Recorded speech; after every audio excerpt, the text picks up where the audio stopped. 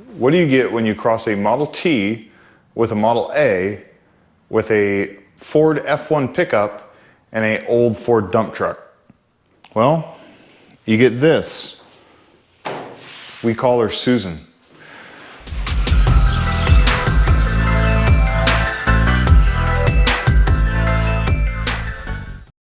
Welcome to 151 Garage. I'm Sean, that's Kaylee, if you can see her, and we are going to talk about Susan today.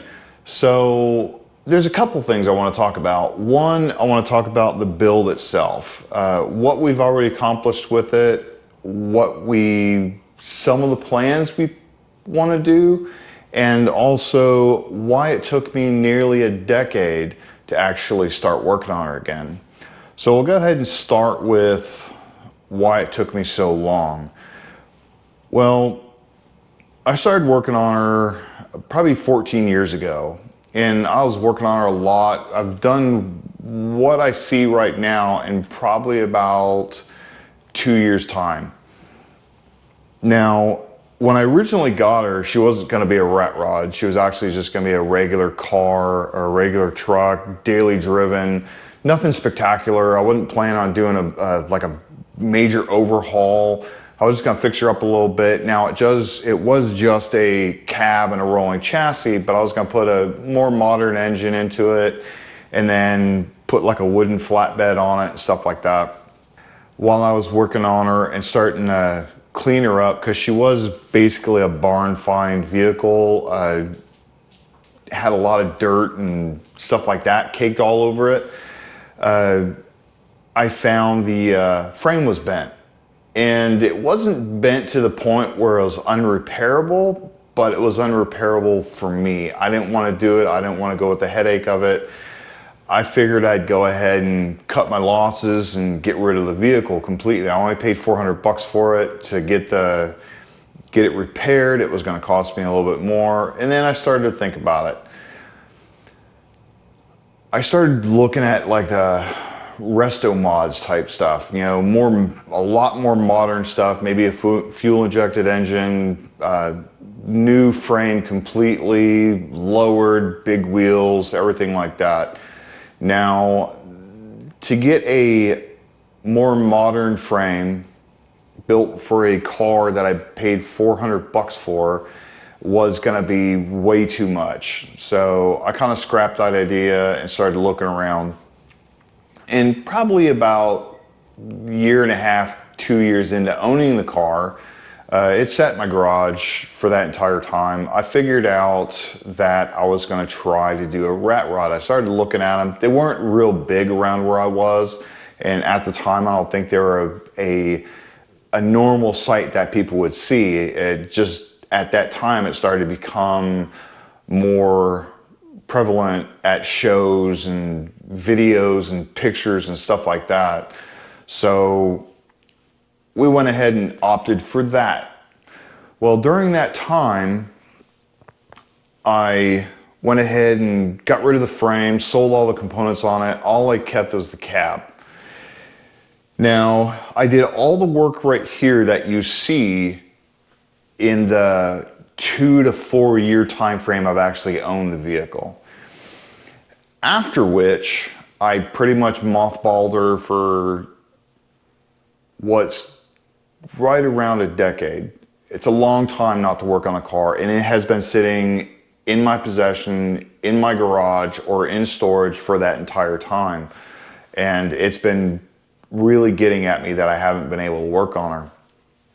So some of the issues that kept me from working on her was when I was still in the military, towards the end of my career, I was deployed multiple times. So give it 6 months to a year at a time. When I got home, I didn't want to spend time working on the car, even though that's really what I love to do. I want to spend time with my family and friends to catch up on what I've missed over the last 6 months to a year.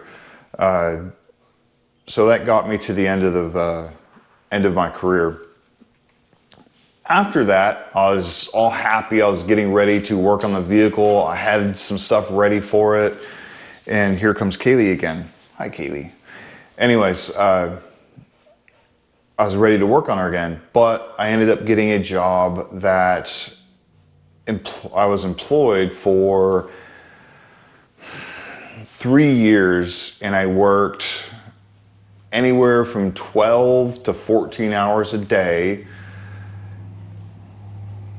6 to 7 days a week.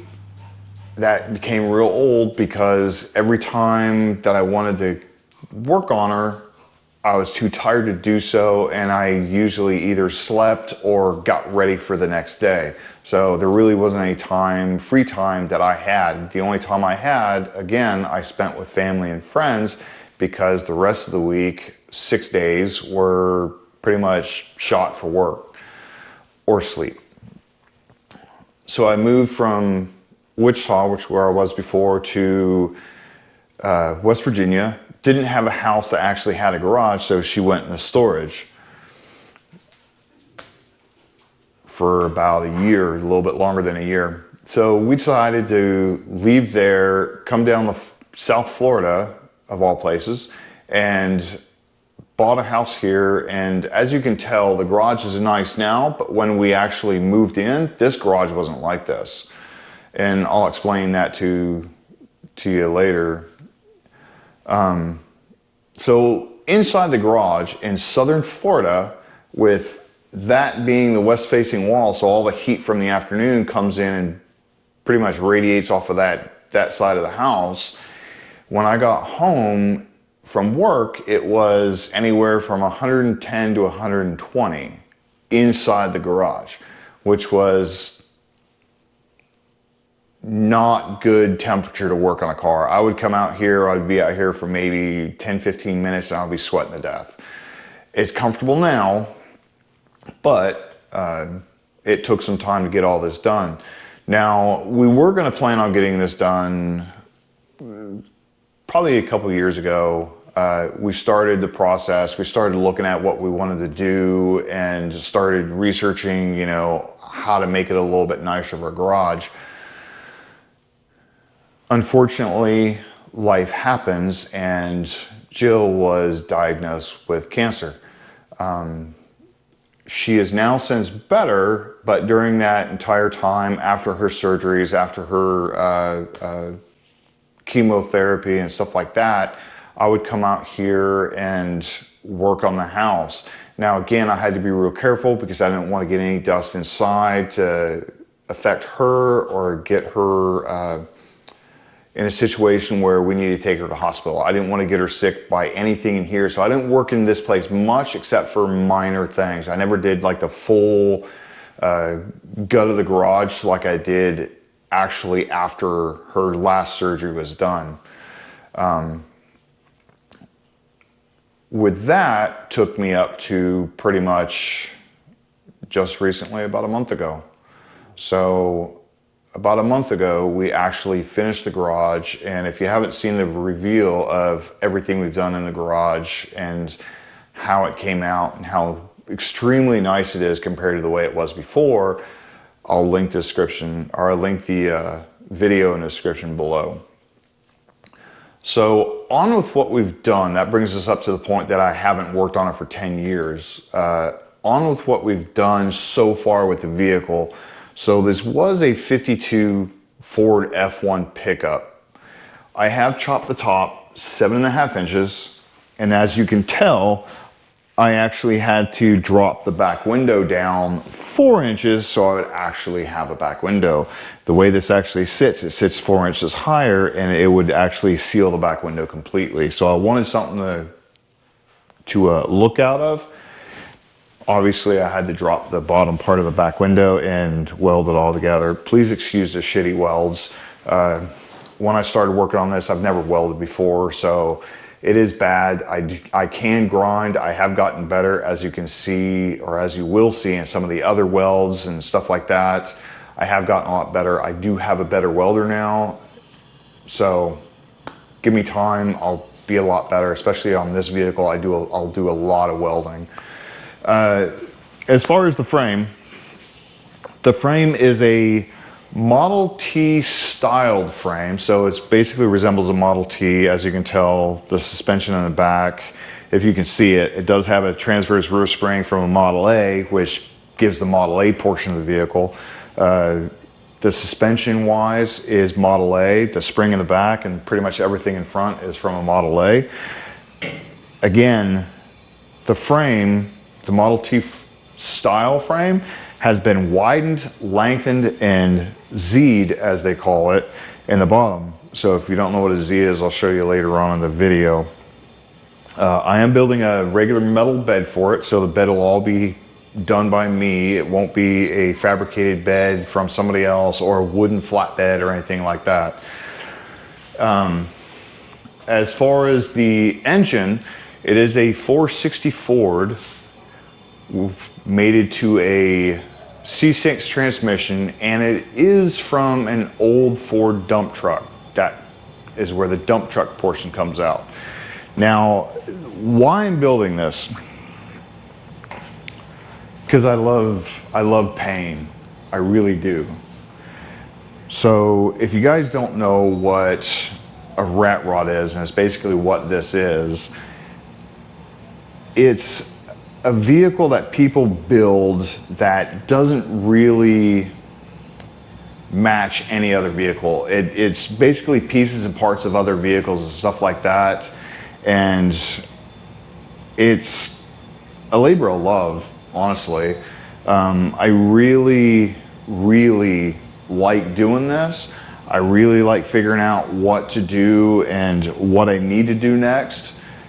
All the engineering that goes into these vehicles, you might not think it looks that way, but it's extremely, extremely complex.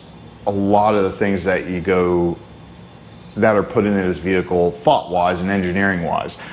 So again, I wanted to do something that was a little bit different. I wanted to do something that was not your normal vehicle I've been used to. So I have built custom cars prior, race cars and stuff like that. And I wanted to do something a little bit different. This is not a little bit different. This is way different than I've ever expected. So when I started getting into this, I didn't realize just how much engineering, thought, and basically fabrication you would actually have to do this. That's another reason it's taken so long, because it's a lot of work. It's a lot of work, especially when you have to make everything, including the frame, this, the bed, the suspension you have to put all together. Every bracket that you use on the vehicle, you have to figure out, cut, weld, bend, everything.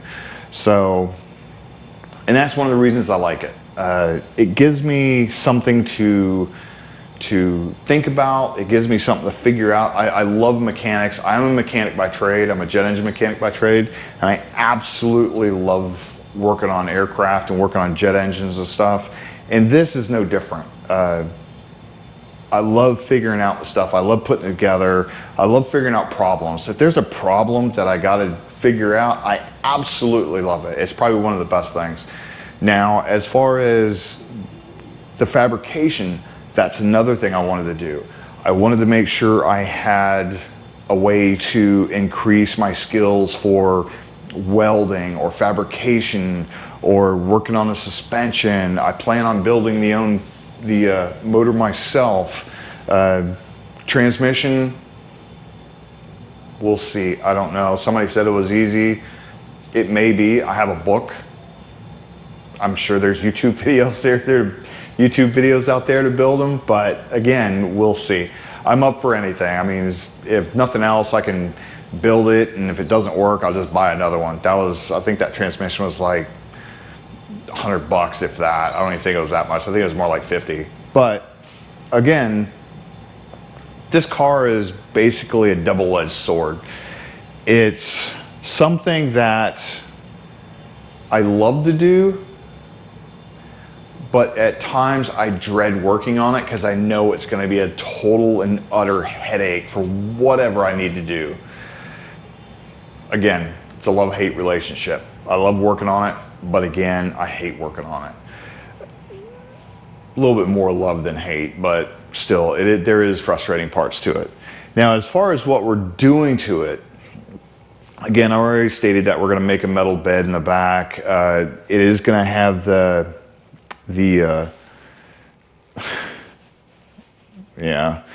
it is going to have the radiator in the back of the car, not in the front. So it is going to be set back here underneath the bed.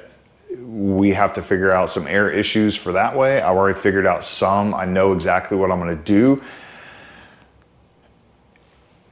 It's just I need to figure out how I'm going to do it. So be ready for that. That'll come a little bit later.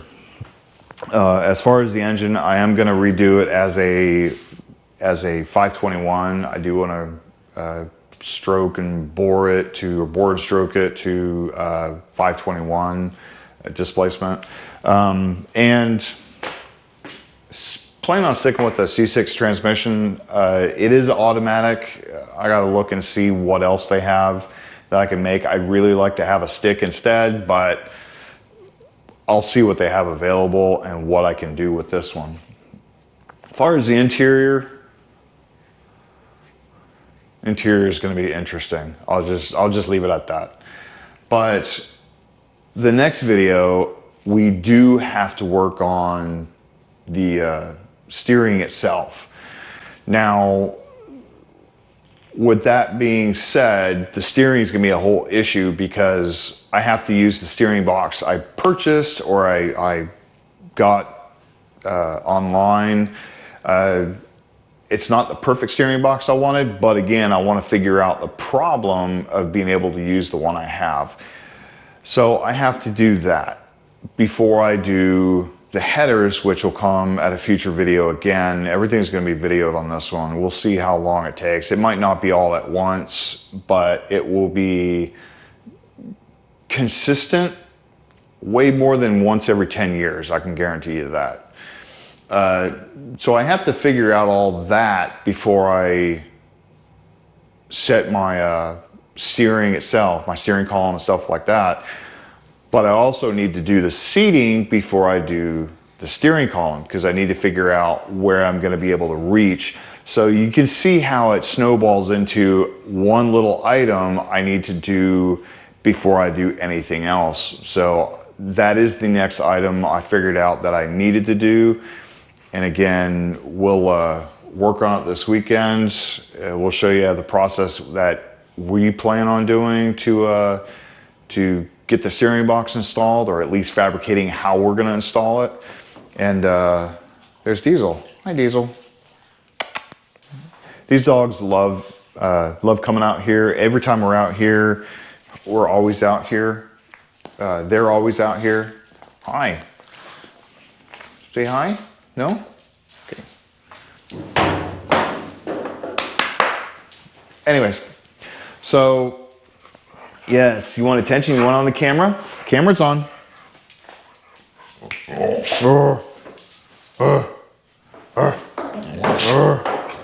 Ow.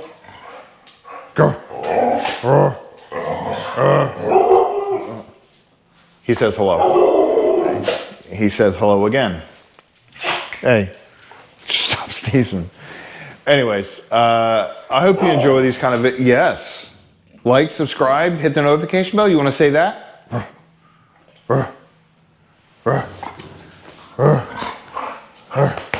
Okay. Yes, he says hit the like bell from him. Okay. Anyways, I hope you like this kind of stuff. We do plan on doing most of the stuff on video, and you'll see plenty of these guys. They're always out here when we're working. So again, please like, subscribe, hit the notification bell. We will be working on this. We do have some other vehicles we plan on working on, and also the big truck that we have outside that actually hauls everything for us. Yes. And hope to see you guys next video. Thank you.